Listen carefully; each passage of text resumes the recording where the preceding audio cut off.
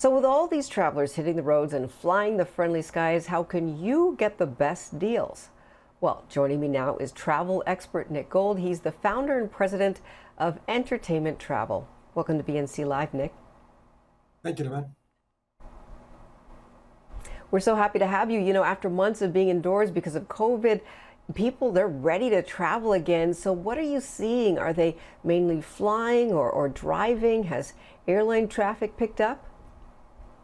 Well, with a lot of the world still closed because you can't go overseas, it leaves Hawaii, Caribbean, Mexico to be readily available. And those areas, for those that are eager to travel, are becoming very, very full. As your reporter said before, car rentals are absolutely impossible to get, and a local branch is the ultimate way to get one rather than at a major airport. And there is a huge surge over the holiday period for car rentals because people don't want to drive their own vehicles, they'd rather drive a rental. But now with such a short supply, it's a little difficult. We have a lot of clients who are eager to go overseas, but until vaccinations become more rampant in a lot of European countries, that's going to wait until at least maybe June or July. Europe's trying to open up for the summer months because that's their prime time.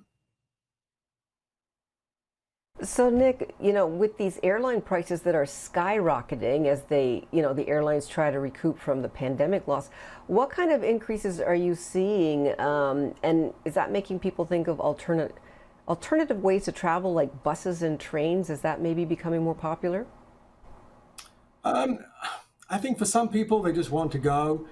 The prices, as the other agent said, they are increasing, 5, 6, 7% in certain markets. If you can plan ahead, you can get some really good deals. Trains, unfortunately, don't go all the places we'd like them to. So that limits how far you can actually get to on a train. But I believe that people will shop the deal on the flight and get to have the trip that they're really looking forward to. Well, what about a place to stay? Before people were using the Airbnbs, but of course, that may have changed also. Can you tell us about that and also these hotel bookings? Are we seeing much higher rates as well?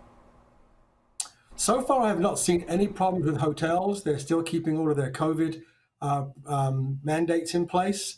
And so all of the resorts we're dealing with in Florida and Mexico, everything is there. Some of them still have masks moving around the resort, except when you're eating and stuff like that or on the beach. As far as Airbnbs, there really is no mandate to how those are looked after. Sort of what you see online is what everybody sees online, but they are still being booked, and they're very, very popular, as are the VRBOs as well. Well, Nick, there's so many places people want to go. You mentioned that, of course, some borders are closed because of COVID. So you talked about the Caribbean, Mexico. I don't know what the Middle East is like because I see people flying to Dubai and places like that. Are you seeing these rates sky high, but then perhaps they might go down at the end of summer? Or do you think they're just going to keep going up? And are there any places that you can recommend? Well, right now, yes, Dubai is open. We did have a client who was actually going to go their honeymoon in Dubai, and it got cancelled because they had a wave of COVID and it had to get cancelled. I haven't looked recently as to where they are with that. The Middle East Dubai is probably the most popular place in the Middle East. Israel, but obviously right now with what was going on, there was a restriction to fly there.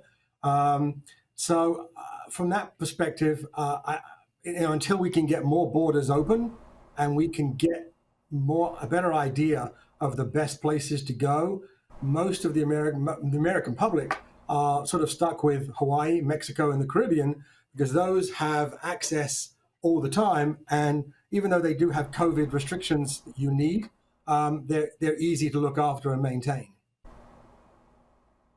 So you'd say those are your top three destinations. Are those the best bang for your buck, or is it going to be a pretty hefty price tag? Right now, that's really all you've got because you can't go to Europe. You can't really go to South America.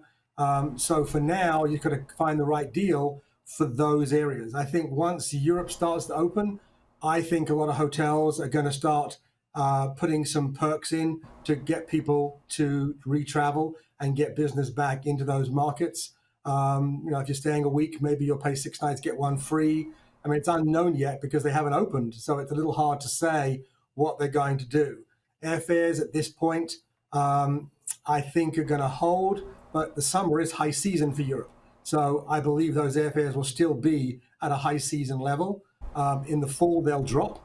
But until we can actually get those borders open and see what the airlines are going to do as far as airfare levels, it's a little difficult to judge at this point in time.